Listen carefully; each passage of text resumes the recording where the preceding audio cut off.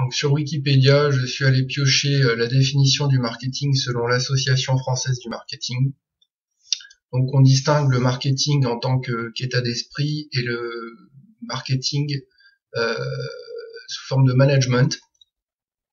Donc première définition du marketing, c'est une vision spécifique des échanges qui doivent être équitables et impliquer la création de valeur pour chacune des parties prenantes, individu, organisation ou institution.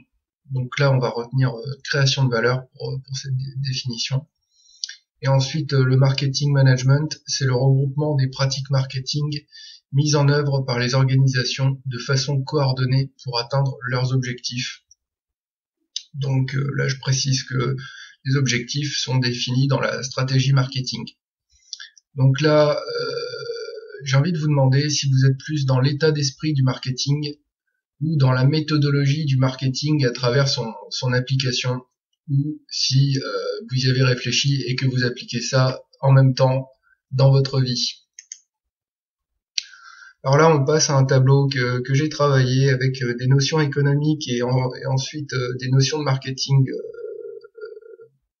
dans le temps. Donc je me souviens, si vous voulez, que un de mes professeurs avait parlé de traduction du terme marketing qui vient de l'anglais en français par mercantilisme. Des pratiques mercantiles, par exemple, pour parler de marketing. Donc je suis parti de cette idée-là pour faire ce tableau. Donc le mercantilisme, c'est une pratique économique qui a commencé, qui a eu lieu au XVIe et au XVIIe siècle. Là, je me suis trompé, c'est XVIe et XVIIe siècle. Donc le principe, c'est d'avoir des rentrées d'argent et bon. L'inconvénient, c'était que cette pratique a généré du protectionnisme. Donc on parle de protectionnisme dans le mercantilisme, et Colbert était un mercantiliste. Bon, ensuite l'application économique a évolué vers la physiocratie. Donc au XVIIIe siècle, où là on a vu une liberté du commerce et de l'industrie, et donc Mirabeau était un physiocrate, et Karl Marx a écrit un livre où il critique ce modèle. Alors donc ensuite ça a évolué vers le néoclassicisme au XIXe siècle, donc pendant la révolution industrielle. Et là, il y a eu le développement de l'industrie et les problèmes associés.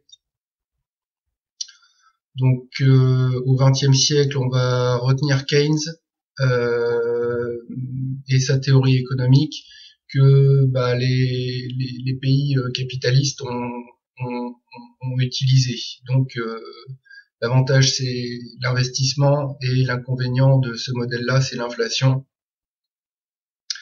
Et ensuite, on évolue plus vers une théorie économique du XXIe siècle, donc celle qu'on est en train de vivre. Donc le marketing est apparu dans les années 50 à travers une promotion de masse. Donc là, on parle de marketing de masse, et on retiendra que McCarthy a participé à parler de ce type de marketing. Ensuite, on évolue dans les années 70 avec le marketing segmenté, qui consiste à cibler des portions du marché, et donc Peter Drucker a travaillé sur ce domaine-là. On verra à la fin de la vidéo une citation de Peter Drucker. Ensuite, on parle du marketing one-to-one dans les années 90, avec l'utilisation des outils informatiques, et donc Paul Green est à retenir dans ce domaine-là. Ensuite, on évolue vers le marketing numérique, dont je vais vous présenter une technique juste après, et depuis les années 2000. Donc là, on est vraiment en plein dans le marketing moderne grâce à l'utilisation d'Internet, et on retiendra Philip Kotler comme référence. Alors pour une technique marketing moderne qui marche, je vous donne ça, c'est supposons que vous êtes dans le cadre d'une entreprise et que vous souhaitez vendre quelque chose, et ben on va utiliser les outils du marketing numérique pour se présenter aux clients. Et donc une application, c'est de créer un blog vidéo. Donc vous pouvez faire ça par exemple avec Wix et YouTube et c'est entièrement gratuit. Donc ça c'est une technique. Et vous pouvez par exemple présenter votre produit. Vous pouvez donner des conseils, des techniques et des secrets sur le sujet du domaine sur lequel vous vous placez. Vous pouvez également proposer du coaching gratuit via YouTube. Donc ça c'est une technique pour se faire connaître auprès des clients et donc apporter de la valeur aux clients.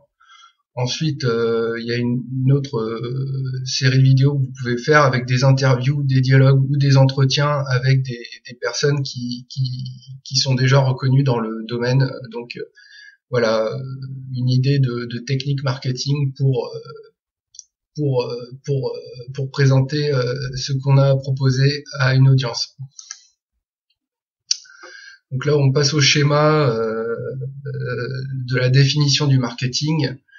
Donc le marketing va être vraiment au cœur d'un système où on considère le marché où se place l'entreprise et où se trouvent les clients. Donc voilà un peu, je vais développer ça. L'entreprise, on va parler de la direction de l'entreprise et donc du management et ensuite de l'application du marketing par les commerciaux. Ensuite, on peut dire que les clients vont acheter sur le marché à l'entreprise et que les clients ont des attentes sur le marché. Donc l'étude de marché va permettre de savoir ce que les clients attendent et aussi quels sont les clients idéaux. Donc le marché c'est essentiel. La direction de l'entreprise va définir une stratégie marketing, va s'occuper de la gestion des ventes, de la communication, des canaux de distribution et produire des études de marché. Le commercial, lui, va appliquer, il va implémenter la stratégie marketing et appliquer des techniques de vente pour atteindre les objectifs définis par l'entreprise, et donc travailler dans la vente. Et enfin, le client, il se retrouve à travers une étude de marché. Il faut apporter de la valeur au client et ne pas oublier que le client est roi parce que c'est lui qui décide s'il achète. Donc là, on passe à la citation, donc une citation de Peter Drucker. Le marketing est si fondamental qu'on ne saurait le regarder comme une fonction séparée. Le marketing est partout dans l'entreprise, considéré du point de vue final, c'est-à-dire du point de vue client. Donc là, j'ai envie de résumer ce contenu avec une autre définition du marketing. Le marketing est un état d'esprit et une forme de management qui consiste à apporter de la valeur aux parties prenantes d'un système, la structure, les clients et le marché.